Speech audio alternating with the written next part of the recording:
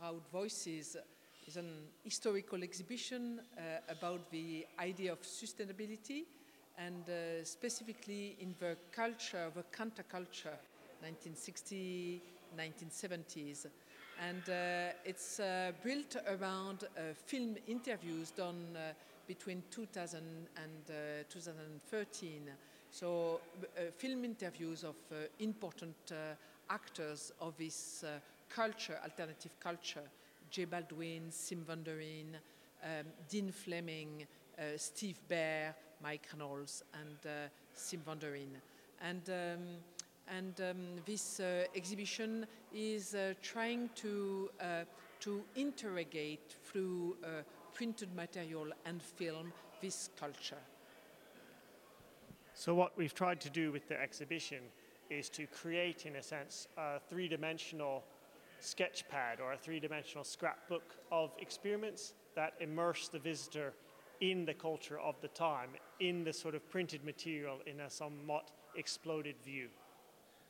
The English artist Graham Stevens conducted a performance in 1972, Desert Cloud, and his idea was to develop a kind of cloud, an inflatable, which could collect condensation and water. So for him, this was a kind of ecological reflection about the lack of water and how this kind of item could collect water. So here we have the two Dome books, Dome Book 1 and Dome Book 2, which are both sort of seminal publications, moments in the late 1960s, early 1970s counterculture. Dome Book 1 and 2, they both came out of the context of the Pacific High School, which was an alternative high school happening at the time, and under the editorialship of Lloyd Kahn, who went on to also do Shelter just a few years later. So the Dome books, they document this sort of dome building, dome living culture, covering a range of experiments and attempts to build domes in all sorts of materials. And one of the most fascinating parts for me, and what we chose in this exhibit, is to show sort of this context of salvaging scrap materials and reusing, which was a critique of consumerist capitalist societies, and also a much more sort of dangerous underground attempt to use materials. So that the language used is sort of scrounging and scavenging and redefining waste as resource rather than the very neighborly behavior of recycling today. So access to tools was an important component of this alternative counterculture.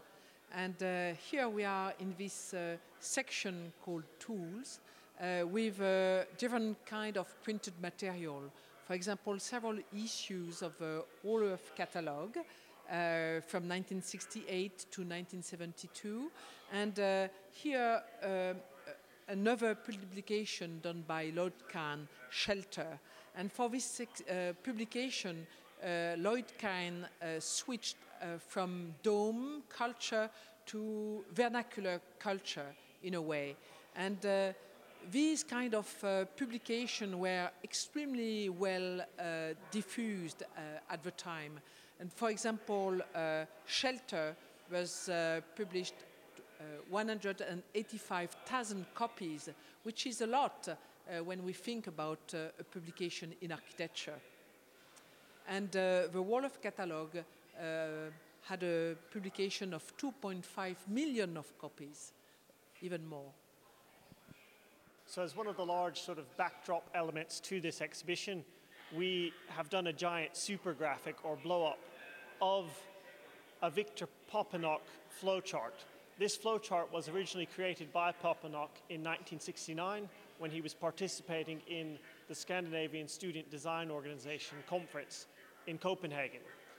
It was then republished in his book, Design for the Real World, and the idea with this flowchart is it starts mapping, or it's attempting to reveal the position of the designer in a capitalist market-driven economy and to trace ways out of that system. So the moral and social political responsibility of the designer, and the user is meant to work with this, contribute to it, add to it, shuffle bits about, and only then, after it's all mixed up multiple more times, you have a blueprint for a possible future society.